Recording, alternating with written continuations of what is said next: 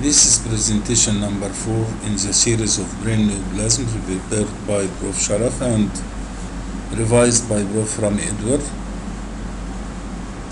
It will be concerned with meningiomas, which is the most common extraaxial neoplasms of adult. It accounts for more than 15% of all intracranial neoplasms. The peak age is 50 to 60. Females is more affected. 9% of cases are associated with neurofibromatosis. Most frequently found parasagittal or convexity. This is 50% of cases. Other locations include sphenoid wing, 20%, olfactory groove and the planum sphenoidale, 10%, paracentral region, 10%, and another wide range of miscellaneous locations, such as ventricles, but this is common in children, tentorium, and optic nerve sheath. About 2 to 3% are intraspinal, mainly in the thoracic spine. Meningioma in the CT is isodense in non-contrast CT, but it presented dural reaction or dural tail on contrast enhanced CT or MRI. So this is contrast enhanced T1 weighted image showing the intense enhancement of the lesion and showing the associated dural reaction. Low-grade meningioma, T1 weighted image, coronal view is showing extraaxial tumor with obtuse angle, dural tail, intense enhancement, characteristic of meningioma. This is a low-grade meningioma with, again, this is another meningioma in T1 weighted images with contrast enhanced T1 weighted, intensely enhancing mass with dural tail, another meningioma. But not all meningiomas are isodense and iso-intense in MRI, isodense in CT, isodense in MRI, but we can see calcifications in the CT, like here in this case. This is olfactory groove meningioma, and here we found the calcifications are seen at the region of the subfrontal region, what we call it subfrontal region, and this is typical for olfactory groove meningioma. Here it is with calcification. So meningioma, here is what the vessels are visualized. That means that this is with contrast. Now you can delineate the mass with showing homogeneous enhancement, but the window is not ideal.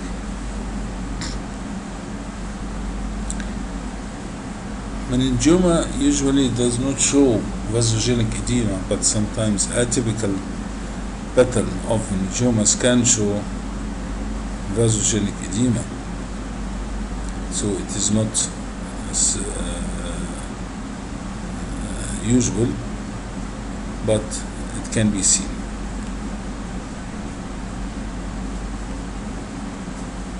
Here is atypical meningioma showing as mass, extraaxial mass, with this one, extraaxial mass iso-intense, homogeneously enhanced, with showing mass effect and showing buckling of the gray matter with some edema surrounding. as it is seen here in flare, there is some edema involving the tumor itself.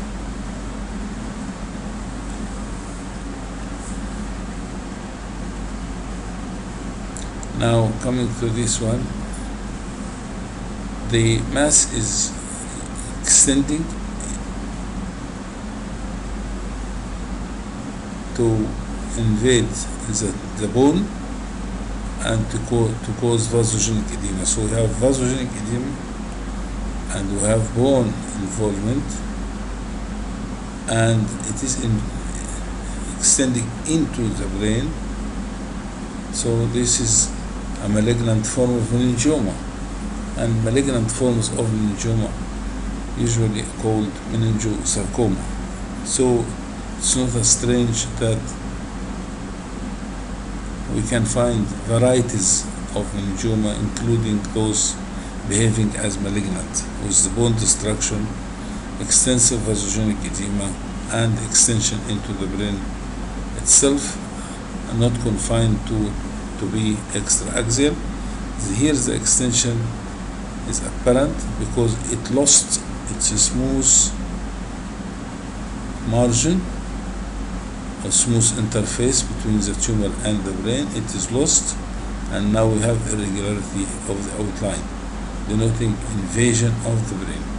And you can see here the displacement of the midline structures as well. This is a strange case in which we can find that olfactory grooves, optic nerves on both sides, the optic nerves on both sides are calcified, and here they are seen as calcified, and here they are seen as hypointense tram line appearance, hypointense track or tram line calcifications in optic nerves is due to meningioma. Meningioma is due from the middle meningeal artery. It's supplied by the middle meningeal artery, and here are different examples, namely the meningeal artery. So the meningeal artery is giving the blush of the tumor, while the tumors of the internal carotid, the anterocerebral, are pushed backward. So here there is displacement of the anterior cerebral, which should pass this way, should pass anterior and then curve backward. It is now displaced backward, while the blush is due to the middle meningeal, and here is the tumor. This is a frontal meningioma, and because it is meningeal, it is usually supplied from the middle meningeal artery. Meningioma is not necessarily to be solid, although this is the usual pattern, but it can present as cystic changes, which could be due to trapped arachnoid fluid. So CSF fluid is trapped sometimes by the tumor, and it is not related to the tumor itself, although the tumor can show areas of breaking down inside. Cystic component does not follow cerebrospinal fluid on proton density because it is obstructed or trapped. Vascular flow voids within the, it's called the accordion-like effect. The accordion-like effect is the buckling. Here it is. Buckling of the gray matter, as if you are compressing the brain together. So the tumor, the arachnoid fluid or CSF fluid, and the buckling, and all these black spots are the vascular flow void vessels.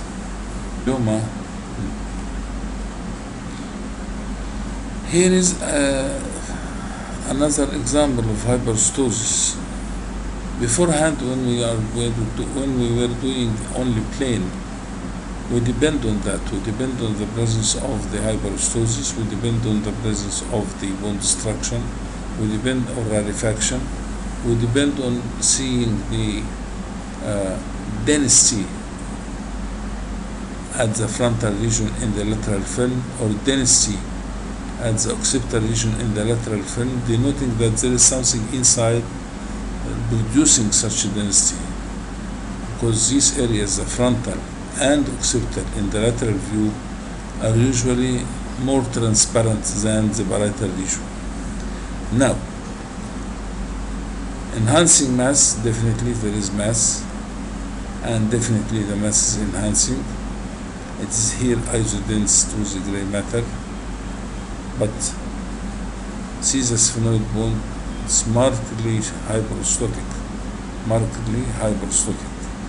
See also the associated edema surrounding. So mass plus it shows the blush of the tumor in the coronal and sagittal, showing that the internal carotid artery is markedly spastic and attenuated, as well as the adjoining part of the anterior cerebral artery. Meningioma with different appearances. Meningiomas with edema, meningioma with mass effect, meningioma with calcification, meningioma at cavernous sinus, meningioma with blush, capillary blush, meningioma with spasm of vessels due to encasement. So different findings. Now come to the falx.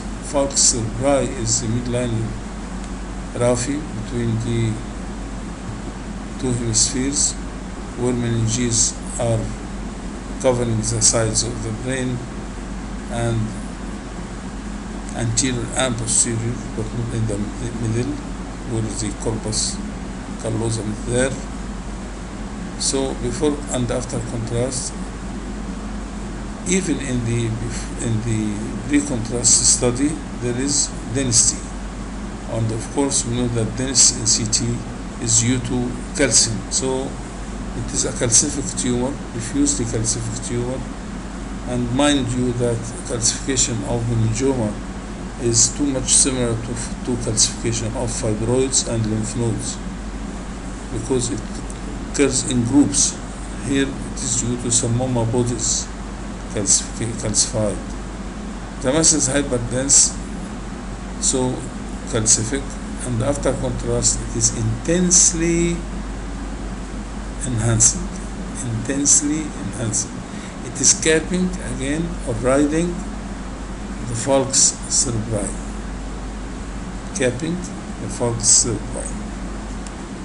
falx meningioma.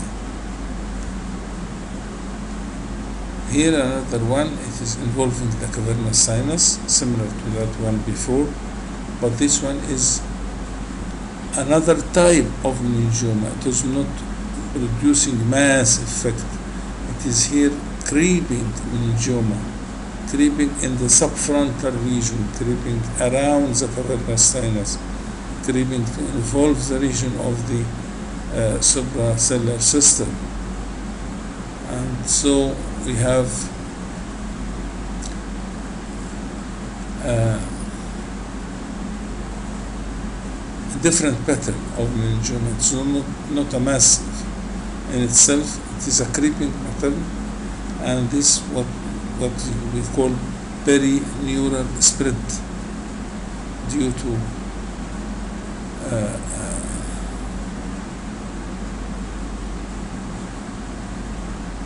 pericavernous spread, cavernous sinus meningioma, in contrast to perineural spread of cancer.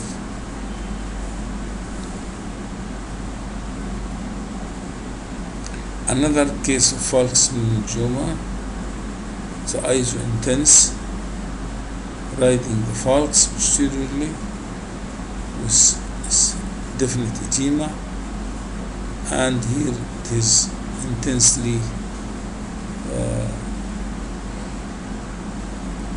enhancing. Now another group which occur in children, that is intraventricular meningiomas. Here we strapped CSF causing ventriculomegaly, behaving as an intraventricular mass, still intermediate intensity here, but definitely enhancing intensely here. So the differential diagnosis is choroid plexus papilloma.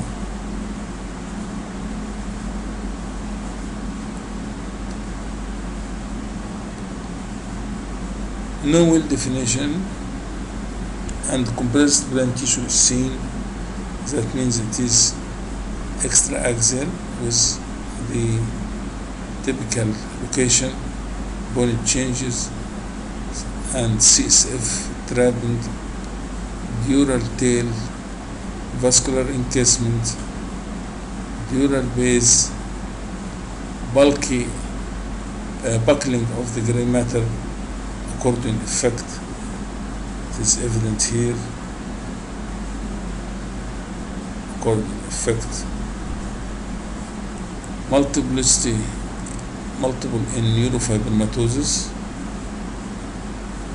and 5 to 10% of it could be cystic, could be fatty. This is the